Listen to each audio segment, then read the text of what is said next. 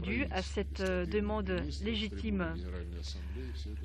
Donc c'était quelque chose qui a été clarifié en détail de la tribune des Nations Unies. Maintenant, nous attendons des messages depuis Paris et depuis d'autres capitales européennes sur nos relations avec le Mali. Donc j'ai déjà donné des commentaires, ce sont les instincts néocoloniales qui ne sont pas toujours morts et qui empêchent nos collègues occidentaux à comprendre les réalités du monde. Et ils n'oublient pas d'être peut-être plus timides et de n'occuper la place qui leur est dédiée par l'histoire. J'ai mentionné M. Borrell. On vient de m'envoyer encore un de ses commentaires sur notre présence ici. Quand, il y a quelques semaines, nous étions dans notre première tournée africaine, il nous a suivis, en quelque sorte. Il était en République de l'Afrique du Sud et il essayait de saper les possibilités de la coopération paritaire entre la Russie et les pays africains. Donc il disait comme si il ne fallait pas faire confiance. Maintenant il écrit: Lavrov effectue de nouveau une tournée en Afrique. Le Mali, pour eux, c'est un pays facile. Alors je ne sais pas ce que cela veut dire. Mais les autres pays ne sont pas si faciles que ça. Et la Russie fait propager des mensonges partout sur les responsables de ce qui se passe dans le monde. Alors, ce sont les propos de la personne qui n'arrive pas à cacher les idées racistes, son appréciation raciste du monde. Comme vous savez bien, récemment, il a dit que l'Europe, c'était le jardin florissant. Alors, donc lui, c'est jardinier, si je ne m'abuse. Et il disait aussi que l'Europe est entourée par la jungle. Et la jungle présente des menaces à ce jardin. Donc, ce jardin doit faire attention à cette jungle et se protéger contre leur influence négative. Je n'ai rien à ajouter là-dessus. Nous n'avons rien à cacher. Et nous ne gênons pas. Nous étions à la base de la libération de l'Afrique de joug colonial. L'Union soviétique était l'un des initiateurs de la prise de la déclaration de l'indépendance de 1960. Ce n'était pas une imitation comme cela a été dit par Boris Johnson. Lui, il a appelé imitation les accords de Minsk. Ces déclarations, c'était un acte, un document historique réel qui a donc inscrit ce processus de décolonisation. Pourtant, la France ne restitue pas l'île Mayotte et les collègues britanniques ne restituent pas l'archipel Chagos. Mais on peut dire que le processus de décolonisation est terminé à 99% et je pense que il faut donc finaliser ce processus et ça sera fait par l'Assemblée générale. Nous constatons des récidives, des instincts coloniaux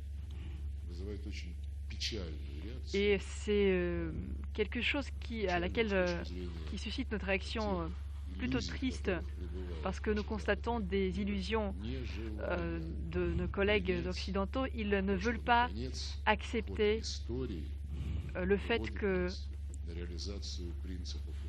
l'histoire nous fait maintenant réaliser les principes de la charte de l'ONU, notamment c'est de respecter la souveraineté des États. En ce qui concerne la coopération économique commerciale par rapport à des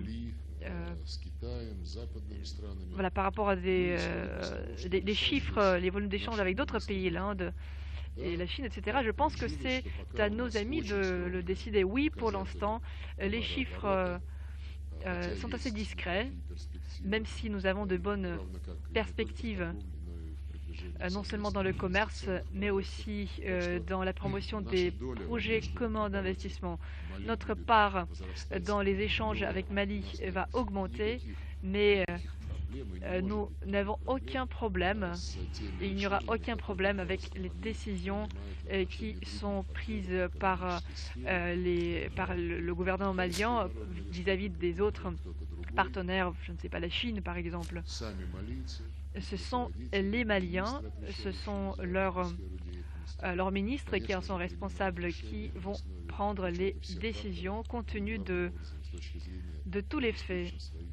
Et notamment, ils partent du principe de leurs intérêts à long terme. En ce qui concerne les experts de l'ONU qui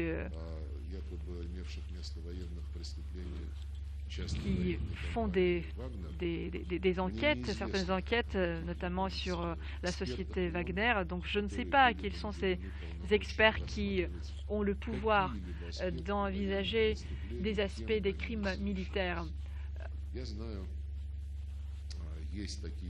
Je sais que le Conseil de sécurité est doté de ces pouvoirs.